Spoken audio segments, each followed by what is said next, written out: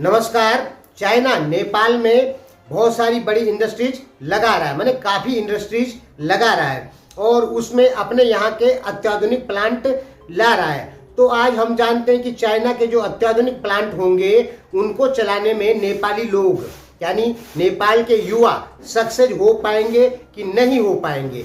सबसे पहले दोस्तों आप ये बात जान लेना कि इंडिया ने नेपाल में बहुत चीज़ों के प्लांट लगाए हैं। ओवन सेक, नॉन ओवन सेक, पेट्रोकेमिकल्स, पीपी के प्लांट लगाए, धूप, सीमेंट, टेक्सटाइल आदि चीज़ों की बहुत सारी अत्याधुनिक मशीनें लगाई। और दोस्तों बहुत पहले से भी लगा रहा है, तो पहले की जो मशीनें थी वो अत्याधुनिक नहीं थी, लेकिन सन 2000 के बाद जो मशीनें लगाई इंडिया ने वो भी काफ़ी मॉडर्न टाइप की मशीनें थी।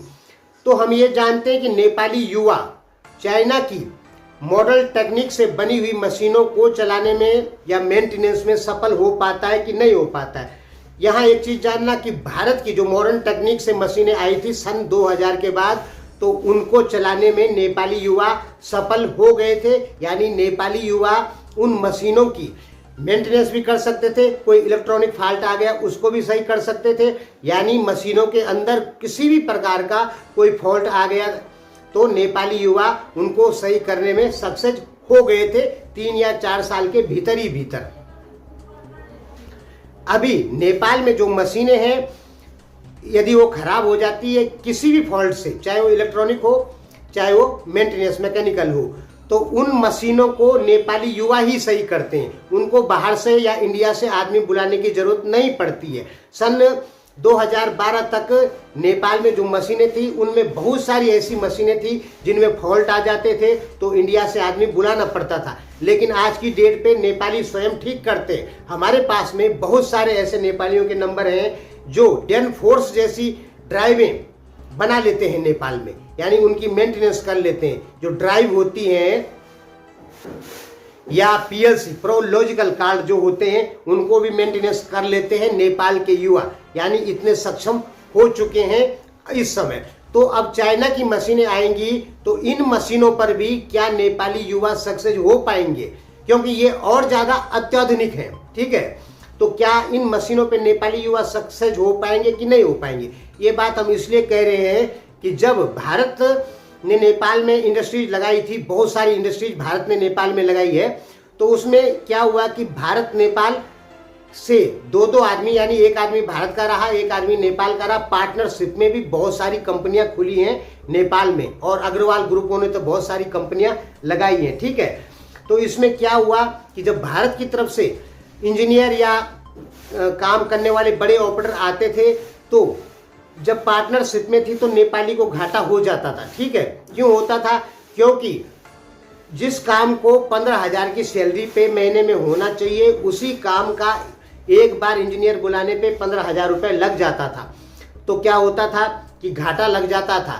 और किसको घाटा लगता था, नेपाली पक्ष को। वो घाटा क्यों लगता था, क्योंकि इंडिया का जो उसका पार्टनरशिप है वो इंडिया से आदमी बुलाता था और मनमानी रकम वसूल कर लेता था इंडिया का इंजीनियर। ऐसे बहुत होता था। ठीक है, तो उससे नेपाली पक्ष को घाटा लग जाता था। तो हुआ क्या कि धीरे धीरे नेपाली लड़के ही सीखने लग गए, और वो सीख गए तो वो क्या हो गया कि इंडिया से जो इंजीनियरों की या ऑपरेटरों की जो पैसा लेते थे, वो छोटे छोटे काम करने का बहुत ज़्यादा पैसा लेते थे, वो कम हो गया और फैक्ट्रियों को कुछ ना कुछ प्रॉफिट होने लग गया। और इंडियन ऑपरेटरों का जो रेट होता था उस समय बहुत ज़्यादा होता था। ठीक है, यानी जितना नेपाली करेंसी मिलता है एक ऑपरेटर को, नेपाली ऑपरेटर को उतना आईसी पैसा इंडियन ऑपरेटर को देना पड़ता था। ठीक ना, यानी आप ये समझिए कि इंडियन ऑपरेटर का रेट बहुत ज़्यादा होता था। ठीक है, उसमें 3 नेपाली लोग आ जाते थे। ठीक, बड़े बड़े प्लांट चलाने के 60,000 70,000 रुपये रेट होता था। ठीक है, तो अब चाइना के ऑपरेटर आएंगे, इंजीनियर आएंगे नेपाल में इंडस्ट्रीज को लगाने के लिए, और ये जो मशीनें होंगी ये पीएलसी सिस्टम होगा इन सब का, जो कि आप समझ लीजिए प्रोलॉजिकल कार्ड होता है एक, और ऑटोमेटिक मशीनें समझ लीजिए आप। ठीक है, एक रोबोटिक मशीन है आप समझ लीजिए कि एक प्रकार से रोबोट है, 10 आदमियों का काम एक ही मशीन कर लेगी। तो उस टाइप की मशीनें चाइना लेके आ रहा है, और उनको चलाने के लिए भी इंजीनियर भी चाइना से ही आएंगे। तो इससे क्या होगा, कहीं ना कहीं नेपाली पक्ष को नुकसान होगा। क्यों नुकसान होगा? क्योंकि बड़े सारे जो इंजीनियर होंगे वो सब चाइना के होंगे, ठीक है, और छोटी मोटी लेबर जो होगी वो नेपाल की होगी। तो इससे नेपाल को घाटा तो निश्चित होना ही है। अगर कोई फॉल्ट आ गया तो उसके लिए बाकायदा चाइना से ही इंजीनियर आएगा। जबकि आप ये चीज़ जान लीजिए कि मशीनों में जितने भी फॉल्ट होते हैं वो सब सही किए जा सकते हैं। किसी बाहरी आदमी को बुलाने की आवश्यकता बिल्कुल नहीं पड़ती है, चाहे वो आज के ज़माने की मॉडर्न टेक्नोलॉजी की मशीनें ही क्यों ना हो। क्योंकि जब मशीनें बनती हैं तो उनके कोर्स भी होते हैं, ठीक है, और इलेक्ट्रॉनिक हुआ चाहे मैकेनिकल हुआ, सारे कोर्स होते हैं। तो यानी कह सकते हैं कि विदेशों से आदमी बुलाने की जरूरत नहीं पड़ती है। जब हम किसी मशीन को खरीदते हैं हमारे ही पास में उपलब्ध हो जाते हैं। तो नेपाल के पास में चाइनीज मशीन बनाने के लिए उपलब्ध हो पाएंगे कि नहीं हो पाएंगे नेपाली युवा? तो इसमें बात क्या है कि हर इंडस्ट्रीज को, यानी एक प्लांट नेपाल में यदि पहुंचा भारत की तरफ से, तो उसमें क्या होता था पहले कि भारतीय आदमी को रखा जाता था बड़े पदों पे, ठीक है, मशीन चलाने से लेके चाहे इलेक्ट्रिकल काम हो या कुछ भी हो, तो भारतीय को रखा जाता था। तो वो आदमी क्या करता था, 2 साल के भीतर भीतर नेपाली लड़कों को ट्रेन कर देता था, जिससे क्या हो जाता था कि जो मेहनताना यानी जो लेबर चार्ज होती थी वो कम हो जाती थी फैक्ट्री की, जब नेपाली युवक काम करते थे, क्योंकि वो तो लोकल है और लोकल को कोई भी कंपनी का मालिक जो होता है वो कम ही पैसा देता है। चाहे वो हर देश में ऐसा ही सिस्टम है, लोकल आदमी को कम पैसा दिया जाता है और जो बाहर से आता है उसको 2 गुना 3 गुना 4 गुना ज़्यादा पैसा दिया जाता है। तो जब इंडिया के इंजीनियरों द्वारा, बड़े ऑपरेटरों द्वारा नेपालियों को सिखाया गया तो लेबर चार्ज नेपाल में सीधे घट गई, क्योंकि तब वहां के लोकल लड़के ही इंडियन मशीनों को चलाने लग गए और लेबर चार्ज घट गई, जिससे कि फैक्ट्री कहीं ना कहीं थोड़ा प्रॉफिट में आ गई। आपको पता है कि नेपाल की कंपनियां सन 2000 से या 2012 तक बहुत ज्यादा लॉस में गई हैं, ठीक है, प्रॉफिट नहीं कमा पाई ज्यादा। तो मुझे ऐसा लगता है कि इस समय अगर चाइना के इंजीनियर आते हैं, उनकी मॉडर्न टेक्नोलॉजी की मशीनें आती हैं, तो एक प्लांट माना आज खुल गया, तो इस चीज़ की मैं गारंटी देता हूं, यदि चाइनीज इंजीनियर सपोर्ट करेंगे तो नेपाल के जो युवक हैं वो 1.5 साल 2 साल में उन सारी मशीनों का सब कुछ जान लेंगे और उसमें मधेसी समुदाय के ज़्यादा जानेंगे। फिर ये भी आप दिमाग में रख लेना, ठीक है, पहाड़ी समुदाय के जो लोग हैं वो थोड़ा कम जानेंगे, ठीक, और मधेसी समुदाय के जो लोग हैं वो कुछ ज़्यादा जानेंगे। तो हमें ऐसा लगता है कि चाइना की जो मॉडर्न टेक्नोलॉजी की मशीनें आएंगी नेपाल में, तो उनको सीखने में, उनको चलाने में, उनका मेंटेनेंस, उनका इलेक्ट्रिकल सब कुछ सीखने में प्रत्येक नेपाली को जो उनके साथ रहेगा 1 या 1.5 या 2 साल लग जाएगा, अगर चाइनीज इंजीनियर सपोर्ट करेंगे तो आप कंफर्म समझ लीजिए कि चाइना की मशीनें नेपाल में आएंगी तो 1-2 साल बाद नेपाली युवक ट्रेंड हो जाएंगे, यदि चाइनीज इंजीनियर सपोर्ट करेंगे तो। हम ऐसा क्यों कह रहे हैं? देखिए, जब चाइनीज मशीनें आएंगी तो बहुत ज़्यादा प्रॉब्लम आएगी, ठीक है, वो आप नहीं समझ रहे हैं, उसकी गहराई हम समझ रहे हैं।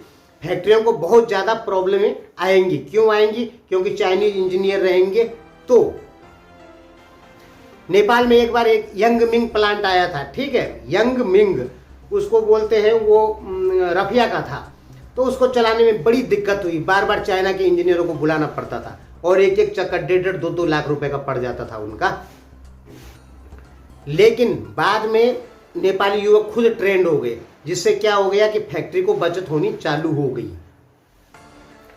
हम ऐसा इसलिए कह रहे हैं क्योंकि हम जानते हैं कि चाइनीज जब मशीनें आएंगी तो 2-4 साल बहुत ज़्यादा परेशानी होगी नेपाल को, ठीक है, जब चाइनीज मशीनें नेपाल में आएंगी। तो उसका विकल्प भी हमने आपको पहले ही बता दिया कि हाँ, नेपाली मधेसी समुदाय के जो युवक हैं वो कर सकते हैं, पहाड़ी भी कर सकते हैं, लेकिन पहाड़ी कुछ कम, पहाड़ी उतने सक्सेस नहीं है मशीनों पे जितने कि मधेसी समुदाय के युवक सक्सेस हैं।